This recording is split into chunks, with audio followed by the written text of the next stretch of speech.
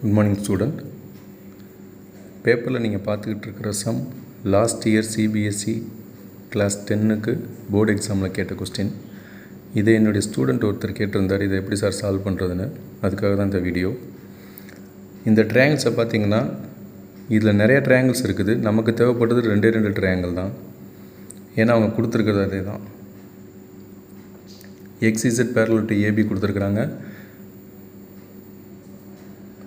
அப்புறம் YZ parallel to AC கொடுத்துருக்குறாங்க. அப்போ அது சம்மந்தப்பட்ட ரெண்டு ட்ரையாங்கிள் மட்டும்தான் எடுக்க போகிறோம். என்னுடைய ஸ்டூடெண்ட் கேட்டார், ZO ஸ்கொயர்னு வரனால இது பித்தாகரஸ் தியரமாக இருக்குமா சார் அப்படின்னு. அதுக்கு வாய்ப்பு இல்லை. ஏன்னா பித்தாகரஸ் தியரம் அப்படிங்கிறது ஃபஸ்ட்டு ரைட் ஆங்கிள் ட்ரையாங்கிளாக இருந்தால் மட்டும்தான் பித்தாகரஸ் தியரம் யூஸ் பண்ண முடியும்.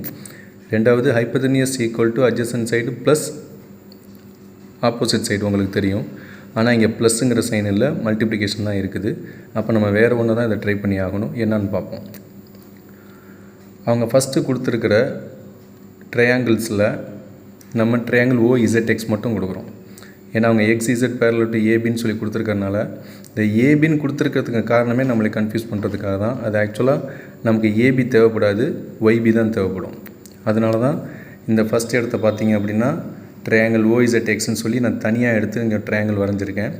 இதில் நல்லா கவனிச்சிங்கன்னா OZXங்கிற ட்ரையாங்கிளில் XZ to parallel to AB அப்படிங்கிறத நான் எப்படி எழுதியிருக்கேன்னா XZ parallel to YBன்னு எழுதியிருக்கிறேன். கரெக்டாக? ஏன்னா அதே லைன் தான் எக்ஸ்டென்ஷன் ஆகி A வரைக்கும் போகுது. நம்ம அதை YB வரையோடு எடுத்துக்கிறோம். அப்போ XZ parallel to YB அப்படிங்கிறத பேரலாக இருக்குது அப்படின்னா இந்த ட்ரையாங்கிளை பார்த்தீங்க அப்படின்னா உங்களுக்கு நல்லா தெரியும். ஒரு ட்ரையாங்கிளில் அதோட பேஸ் லைனோ வேறு எந்த லைனுக்கு பேரலாக நம்ம ஒரு லைன் வரைஞ்சோம் அப்படின்னோம்னா அது ஒரு சிமிலர் ட்ரையாங்கிளாக இருக்குன்னு உங்களுக்கு தெரியும். நம்ம சிமிலாரிட்டி ட்ரையாங்கிள் படிச்சிருக்கோம், அதில் உங்களுக்கு தெரியும்.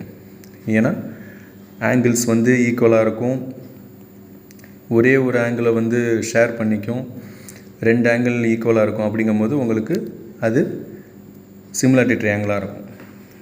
அந்த சிமிலாரிட்டி ட்ரையாங்கிளை வச்சு தான் உங்களுக்கு தேல்ஸ் தியரம் உருவாச்சு. அந்த தேல்ஸ் தியரோட ஃபஸ்ட்டு மூணாவது ஸ்டெப்பு தான் இப்போ நீங்கள் பார்த்துட்டு இருக்கிறது. AD by AB equal to AE by AC அப்படின்னு நல்லா கவனிச்சிங்கன்னா தெரியும்.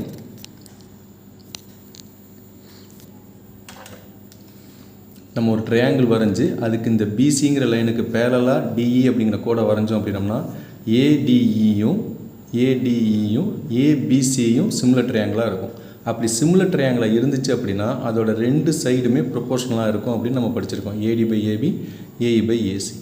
அதே கான்செப்ட் தான் இங்கேயும். இப்போ இந்த ட்ரையாங்கிளில் உங்களுக்கு XZ அப்படிங்கிற லைனுக்கு பேரலாக YBங்கிற லைன் பேரலாக இருக்குது.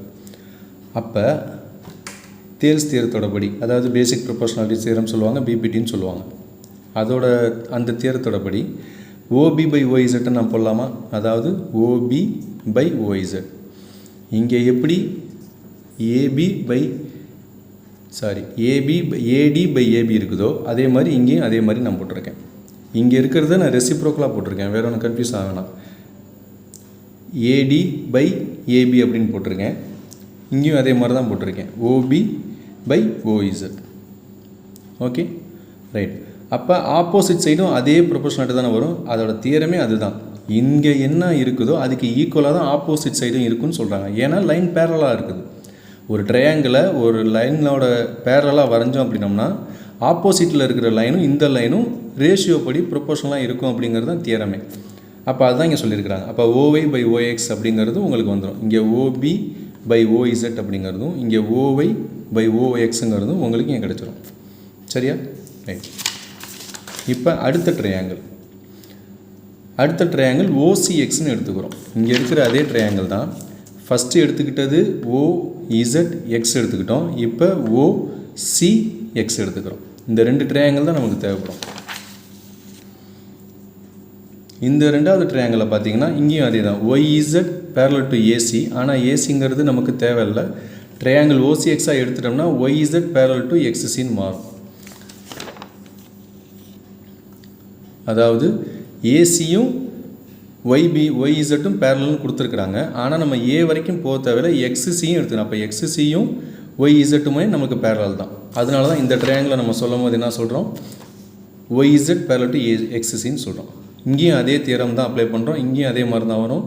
ஓஇசட் divided by OC, OY divided by OX, இங்கேயும் அதே தான் வரும். அப்போ ரெண்டுமே நம்ம சப்ஸ்டியூட் பண்ணணும் அப்படின்னம்னா ஓபி பை ஓஇசட்டுங்கிறதும் ஓஒய் பை ஓஎக்ஸ், இது ஃபஸ்ட்டு தியரம். ரெண்டாவது OZ by OC equal to OY by OX. இது ரெண்டு தியரத்தையுமே நான் பக்கத்தில் எழுதுகிறேன், ஏன்னா நம்ம கன்ஃபியூஸ் ஆகிடக்கூடாது அப்படிங்கிறதுக்காக. இப்போ என்ன ஆகும், லெஃப்ட் ஹேண்ட் சைடு ரெண்டுமே ஈக்குவலாக இருக்குது, ரைட் ஹேண்ட் சைடு ரெண்டுமே ஈக்குவலாக இருக்குங்கிறனால இந்த ரெண்டு ரைட் ஹேண்ட் சைடுமே நான் எடுத்துகிட்டு அதுக்கு பதிலாக OB equal to OB divided by OC equal to OZ divided by ஓசின்னு போட்டுறேன். ஓகேவா? சிம்பிள் கான்செப்ட் தான் இது, ரொம்ப லாஜிக்கெலாம் தேவை, யோசிக்கணும் அவசியம் இல்லை.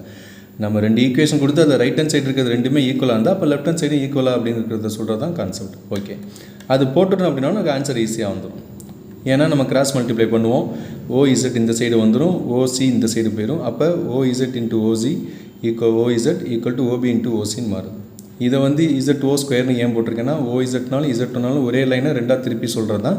உங்கள் சம்மில் கொடுத்துக்கிறது இசட் ஓ ஸ்கொயருங்கிறனால நான் இசட் ஓ ஸ்கொயர்னு போட்டிருக்கேன். Equal to OB into OC, hence proved. அவ்வளோதான்.